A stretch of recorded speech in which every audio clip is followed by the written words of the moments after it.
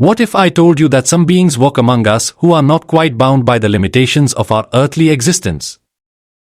What if some souls hold the power to transcend space and time? Have you ever wondered if there are individuals who can glimpse into the future, control the elements, and defy the natural order of life and death? Today, we bring you the story of one such divine figure, someone whose life was filled with mysteries, miracles, and the inexplicable. Today, we bring you the story of one such divine figure, someone whose life was filled with mysteries, miracles, and the inexplicable. Welcome, dear viewers, to another episode of Enigmatic Ends, where we dive into the mysteries that surround the final moments of the world's most extraordinary personalities. Today, we explore the fascinating journey and mysterious death of a revered spiritual figure, one who was said to be a divine incarnation herself, Anandamayi Ma. Anandamayi Ma was not just a spiritual leader, she was a living embodiment of divine bliss, an ocean of love, and a beacon of light for millions. Born in 1896, she rose to prominence in India as one of the most remarkable spiritual luminaries of the 20th century. Her very presence exuded serenity, and those who met her claimed to have felt an inexplicable aura, as if they were in the presence of a being who transcended the mundane boundaries of the material world. Her followers believed she was an avatar, a manifestation of the Mother Goddess herself. She was not bound by worldly limitations, often moving into deep states of trance or samadhi, seemingly disconnected from her physical being. She was believed to hold the keys to other realms, speaking often about past lives and cosmic truths with an ease that bewildered those around her. Born as Nirmala Sundari in a small village in present-day Bangladesh, Anandamayi Ma lived a childhood that was anything but ordinary. Unlike most children, she displayed no interest in mundane pursuits. Instead, her days were spent in inexplicable moments of ecstasy, often slipping into deep meditative states even before she understood what meditation meant.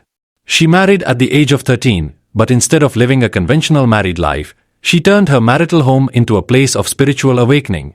Her husband, recognizing her divine nature, soon became her first disciple, treating her not as a partner but as a guru.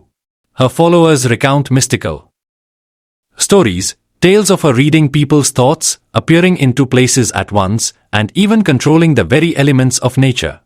Once, during a spiritual discourse, the skies grew ominous, threatening to break into a storm. It is said that Anandamayi Ma simply raised her hand, and the impending downpour halted, as if the heavens themselves bowed to her command. Such was her influence that even the great saints and scholars of her time bowed in reverence, acknowledging her divine essence. There are many accounts of Anandamayi Ma making prophetic statements that later came true.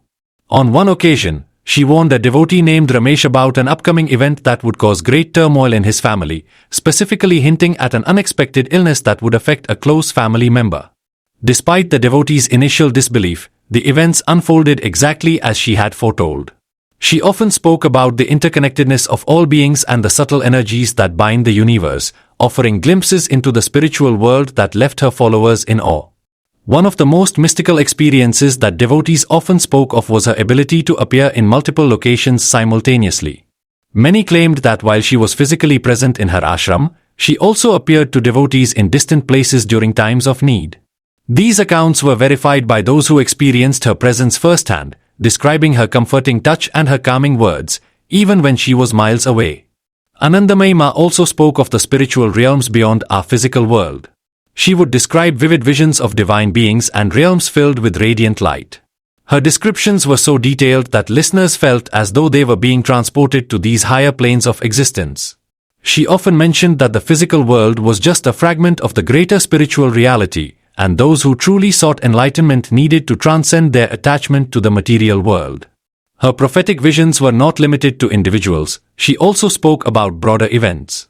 During the tumultuous times of India's independence, she predicted the widespread upheaval and advised her followers to remain steadfast in their spiritual practices, emphasizing that inner peace was the only true refuge amidst external chaos. Her words served as a guiding light for many, helping them navigate the uncertainty of those times. Now, let us venture into the mysterious events that surrounded her final days. Anandamayi Ma left her physical form on the 27th of August, 1982. But even in her passing, the air was thick with an enigma that refused to dissipate. In her later years, Anandamayi Ma suffered from various ailments, but despite her fragile health, her radiant smile never faded.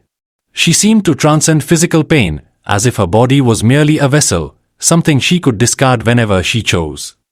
Days before her death, Anandamayi Ma hinted at her departure.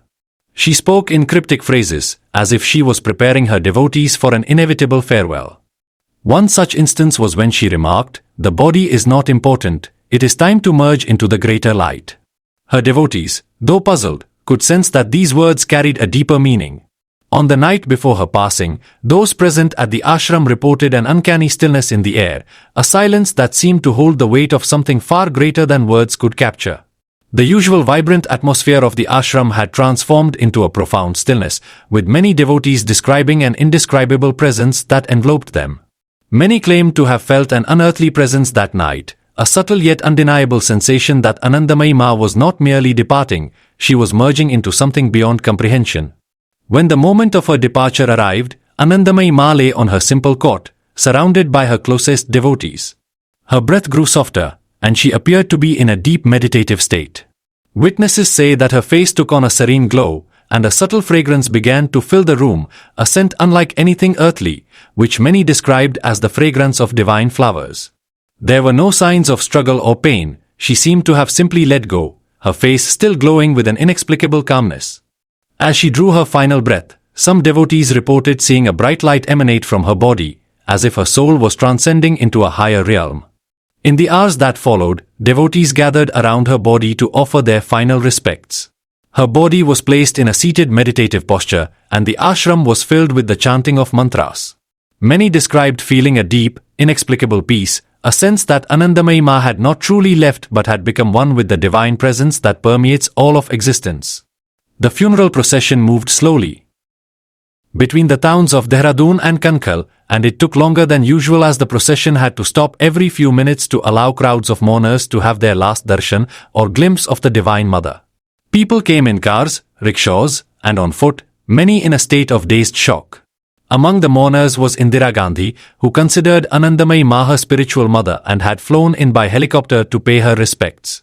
She described Anandamayi Ma as the living embodiment of devotion and love, and left a heartfelt note at the ashram, which read, "Just with a glimpse of her, countless problems are solved." On Sunday, 29th August, Anandamayi Ma was buried according to strict scriptural injunctions, with her burial presided over by some of India's most renowned Brahman priests. Although she was not officially a sannyasin, her burial was conducted in the manner of a realized being.